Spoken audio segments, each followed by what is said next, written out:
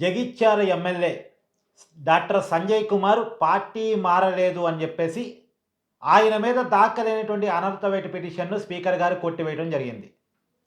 మీ అందరికీ తెలుసు BRS party నుంచి కాంగ్రెస్ పార్టీలోకి 10 మంది ఎమ్మెల్యేలు మారిన విషయం. ప్రజల కళ్ళ ముందే జరిగింది పార్టీ మారటం అనేటువంటిది. పార్టీ మారిన ఎమ్మెల్యేల మీద బీఆర్ఎస్ పార్టీ వాళ్ళు స్పీకర్ గారికి అనర్హత వేటు పిటిషన్‌లు ఇచ్చారు. నెలల తరబడి స్పీకర్ గారు దాన్ని పెండింగ్‌లో పెట్టారు. నెలల తరబడి కాదు, సంవత్సరాల తరబడి పెండింగ్‌లో పెట్టారు. తర్వాత బీఆర్ఎస్ పార్టీ వాళ్ళు కోర్టుకెళ్లారు. సుప్రీం కోర్టు వరకు వెళ్లారు. సుప్రీం కోర్టు 3 నెలల్లో నిర్ణయం తీసుకోండి అంటూ స్పీకర్ గారికి ఒక టైం బాండింగ్ ఇచ్చింది. కానీ ఎలాంటి నిర్ణయం తీసుకోవాలని సుప్రీం కోర్ట్ ఏమి చెప్పలేదు.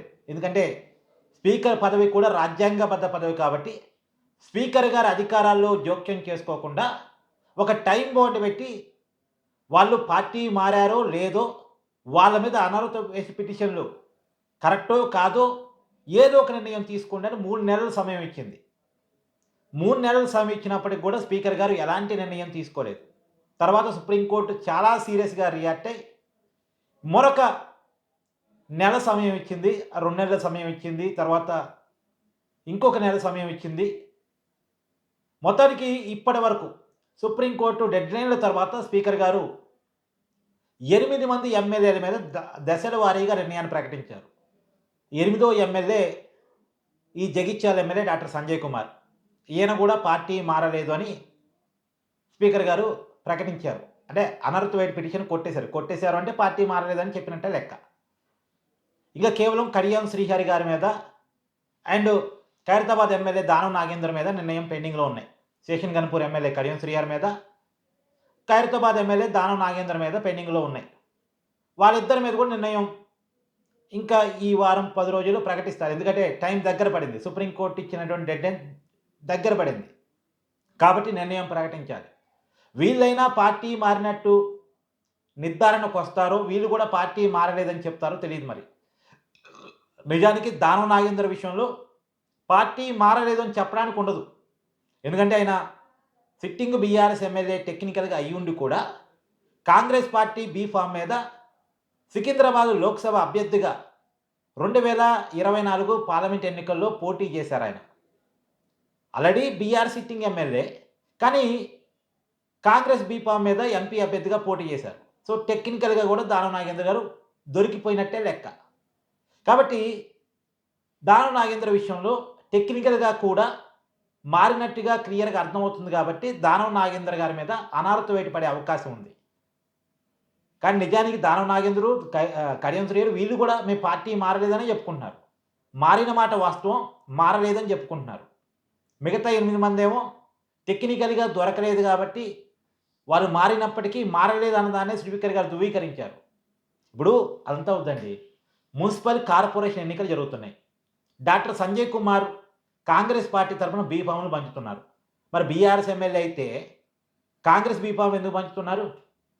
కాంగ్రెస్ పార్టీ తరఫున ఎందుకు ప్రచారం చేస్తున్నారు? హస్తం గుర్తు మీద ఓటేయమని ఎందుకు అడుగుతున్నారు? అక్కడ ఆల్రెడీ కాంగ్రెస్ నాయకుడు జీవన్ రెడ్డికి, ఇప్పుడు కాంగ్రెస్ పార్టీలో జాయిన్ అయినటువంటి డాక్టర్ సంజయ్ కుమార్‌కి మధ్య ఆధిపత్య పోరు నడుస్తుంది.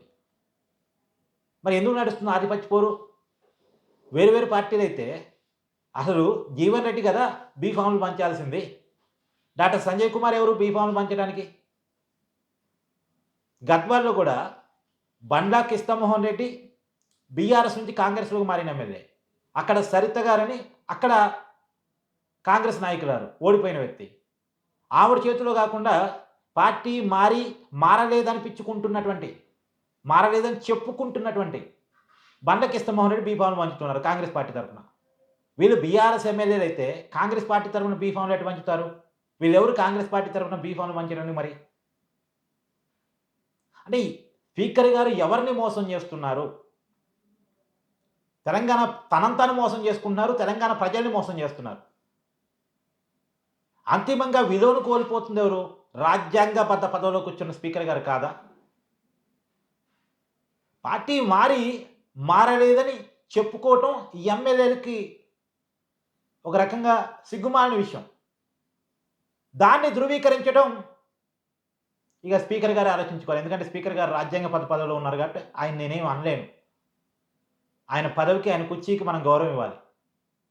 ఇక ఆయనే నిర్ణయించుకోవాలి. ఎమ్మెల్యేలు చేస్తుందే తప్పంటే దాన్ని సమర్థించటం దేనికి ఎలా అవుతుంది?